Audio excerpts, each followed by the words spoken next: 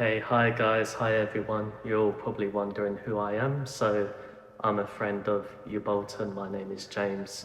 He's asked me to speak to you guys today based on my life experiences and how I can help you guys have a positive mindset. So I would like to share my story with you guys, and um, hopefully you will get inspired and apply it to your day-to-day lives, because that would be great. And if you do, tell me in the comments. I want to hear about it, so that would be great. So where do I start? So back in 2017, I decided to leave my career in the army. So I left the military after 8 years. At the time, it was the only job I had, and I had a bit of money saved up, and I decided to take a career break. I wasn't interested in going into work. I wanted to enjoy life, because at the end of the day, you only live once. And, I hate to break it to you guys, but you are going to die at some stage. And when you do die, you want to look back on your life and go, wow, I'm glad I did that. Wow, that was amazing. What you don't want to do is die with regret. Don't die with, oh, I wish I did that. Oh, I wish I did this. Oh, I'm upset I didn't get the opportunity to do that. Do it when you're young, when you're fit and able and at your physical peak. Like, that's the best time to do it. So I was about 27, 28 when I took my career break, and I traveled solo, went backpacking around the world, and I started off in South Africa. And when I flew to South Africa,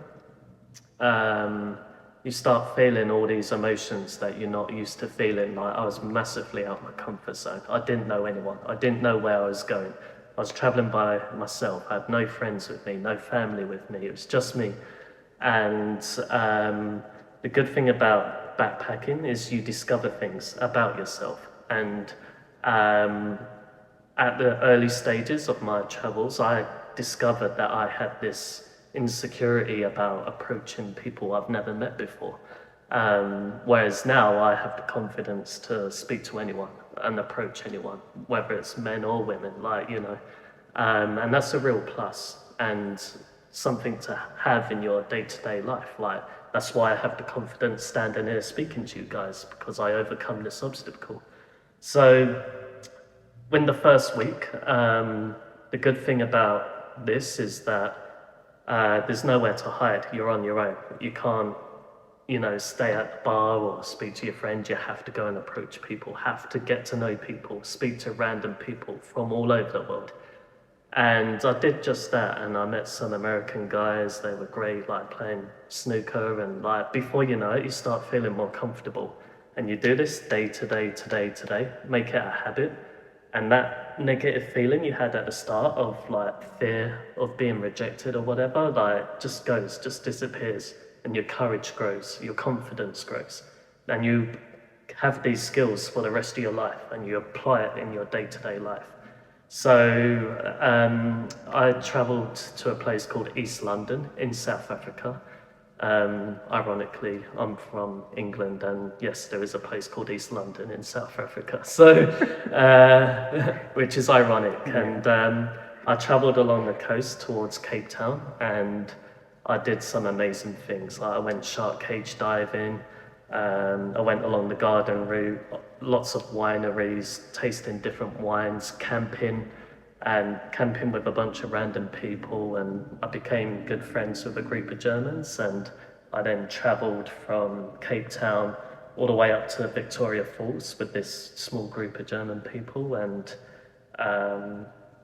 we got on really well, and we just clicked. And to get from Cape Town to Victoria Falls involves driving through Namibia, Botswana, Zimbabwe. So I'm exploring more countries as I go by. And Victoria Falls itself, like, if you've never heard of it, like, Google it. It's one of the biggest waterfalls in the world, along with Niagara Falls and Iguazu Falls, which I also went to. So amazing experiences. I went to, at the top of the waterfall, there's some rocks that are cornered off, and there's a little swimming pool at the top called Devil's Pool, and you can swim at the top of the waterfall without being washed over, and it's like one of the best sights you'll see. Um, After that, the group I was with, they went back to Germany, but I continued traveling solo. I then went to Zambia, Malawi, Tanzania, Zanzibar, Kenya. So I'm pretty much the bottom half of Africa. Like when you think about it, Africa's a huge continent, and I went from bottom to the middle, covered a lot of ground. And another thing what I loved about my travels is freedom. Not many people can tell you how freedom feels. People have kids to provide for, like a mortgage to pay. Like people don't know the true meaning of freedom, whereas I do. Like because when I was on my travels, I was single. I had no responsibility, just me. Like I didn't have to pay for anything apart from my travels. Like I had no return flight. I could go anywhere I want, whenever I want, and whenever I feel like it, and no one can stop me. That's what freedom feels like. I can do whatever I want, and no one can stop me or get in my way. And it was the best feeling that I've ever experienced. And before you die, you need to feel freedom, like feel it. Don't dream about it, feel it. And when I was in Kenya one day, I literally woke up one morning and thought, fuck it, I feel like going to Brazil. And I did. I booked my flight that day, and the next day I flew to Brazil. Like, regardless of how much it cost, like, no one stopped me. I could do what I want. And I went to Brazil for Christmas and New Year. I went to Rio, like, saw the Christ the Redeemer, like, one of the natural wonders of the world. Sorry, one of the 7 wonders of the world, not natural wonder, because it was built, man-made, it wasn't natural. But anyway, like again, you go to a hostel, you meet people from all over the world, and you find out more information, you discover things, and people tell you, the biggest carnival is here in Rio, in Brazil. I didn't even know that, and it was starting in February, so it was a couple of months away. And people were telling me, you need to go Bolivia, do this, you need to do that. And I was like, wow, that looks amazing. So I did that. I decided to do a loop back to Rio. So I flew to Bolivia. I did the salt flats, one of my favorite places. Google it, the salt flats in Bolivia, spectacular. I then went south down to Chile, to Argentina, across to Paraguay, Brazil, back to Brazil. And I mentioned Victoria Falls earlier. Iguazu Falls is another one. It's what separates the border of Argentina and Brazil. One of the most beautiful things you'll see. The waterfalls there are spectacular. And back to Rio de Janeiro for the carnival. And for 2 weeks, I was with like Americans, Australians, like Germans, like all these people from all over the world, like in the biggest carnival in the world, like drinking beer. Like I wasn't working, so I could go back to the hostel whenever I like, get as drunk as I like literally do whatever I want. And it was the best life experience, the best feeling I ever had. And the people I met along the way, I still keep in touch with them. And you have friends for life in every single country. And it's good to have these contacts, so when you go on holiday in the future, you might have someone you know where you can stay one night, or have recommendations about what to do and stuff, things that aren't touristy. So again, with the feeling of freedom, like after Carnival in Rio, I felt like my time was done in South America, and I just woke up one morning and thought, fuck it, I'm gonna go to Nepal and do Everest Base Camp. And I did. I booked my flight, off I went to Nepal, went up to Everest Base Camp, not the top of Everest, but again, like the experiences and like seeing goods being transported by yak, like to get to places, like you just don't think it unless you do it. And even Nepal was one of my favorite places, and they have their own calendar year, like Chinese New Year, they have Nepalese New Year. And the New Year experience celebrations was again crazy. Like, I don't even know why, but it was like pulling a tree with rope, and I was with a Dutch guy and an Egyptian guy, and it was just like the most random thing I've done, and it was brilliant. Like, you wouldn't know about this unless you do it. I can speak about it because I did it. I'm not a talker, I'm a doer. So by all means, you can check out my Instagram and see all these photos, see everything I've done, and I'll prove to you that this is not a lie. I'm sharing with you my experiences that's helped me grow to the person I am today. So even when I traveled, I wasn't interested in a career, but you discover your path. Like every single person I met, when I traveled the world, you realize that English is one of the biggest, arguably the biggest language of the world. Everyone wants to learn English, have the ability to speak English. And me being English, I'm a natural. Like, it's my first and only language. So what do I enjoy doing? I enjoy teaching. Why? Because I don't have a boss. No one's telling me what to do. I'm the teacher. We do things my way.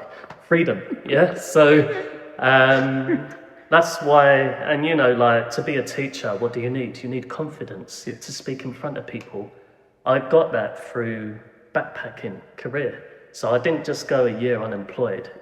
I look at it as a year of growth, personal growth, courage, overcoming fear, confidence growing, making new friends, having contacts from all over the world, having these experiences, bungee jumping, skydiving, shark cage diving, all these things. And like, then you have no fear. You do anything, you approach anyone in any country. And like now I'm here in Australia and you know, I'm still living my best life. And it's all because of that gap here. I have no fear. I'm not in my comfort zone. I make it a habit to push myself out my comfort zone. That's how I grow.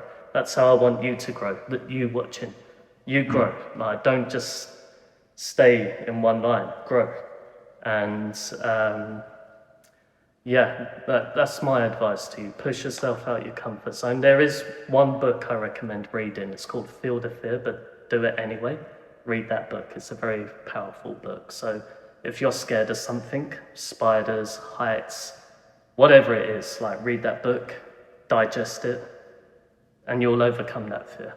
Honestly, it's one of the most powerful books I've read. And, you know, hence why I applied that to my traveling. Like I had a fear, I used to have a fear of approaching people, approaching women. Like now I've overcome that fear by doing it, taking action, reading, learning, applying what you learn, not just sitting there dreaming, wishing, fantasizing. Got to do it. And yeah, that's my experience that I'd like to share with you. And hopefully, for me, the meaning of life is fulfillment. That's just one word, fulfillment. What makes fulfillment? Freedom, happiness, love. You have those three things, like you will live the best life. And you notice that money isn't involved. Like, it's not about money. Like, I don't care. I'm not rich, but I don't care. I'm happy that I'm not rich because money can't buy the life experiences I've had. Money can't buy freedom. Money can't buy you happiness. Money can't buy you love. Yeah, money can't buy fulfillment. Yeah, so no matter how rich you are, or if you want to make money or invest and all this shit, like don't do that. Focus on what I just told you. Focus on freedom. Focus on happiness. Focus on love. Focus on fulfillment. Like forget the bullshit about money, investment. Like you don't need it because the truth is, as I said at the start, you're gonna die. If you die rich, all that money you earned, it's gonna get passed down to someone else, and you don't even get to spend what you earned on yourself. Yeah, so don't be afraid to be selfish and spend the money on yourself, on personal growth. I did. I earned money through the army. I spent it on me, on my travels, and on my personal growth. I'm happy. So that's what I recommend. Strive for those three things. Strive for fulfillment, and you'll live a happy life, I promise you. Anyways, feel free to make comments about this video. I'd like to hear your feedback, and hopefully I've inspired you. If you want to reach out to me, I'll share my Instagram link. Feel free to DM me, and my friend Hugh Bolden, you can reach out to him as well. And hopefully you learned something new today. Hopefully you've maybe discovered something about a part of the world that you didn't even know exists. So yeah, nice chatting with you all, and speak to you guys next time.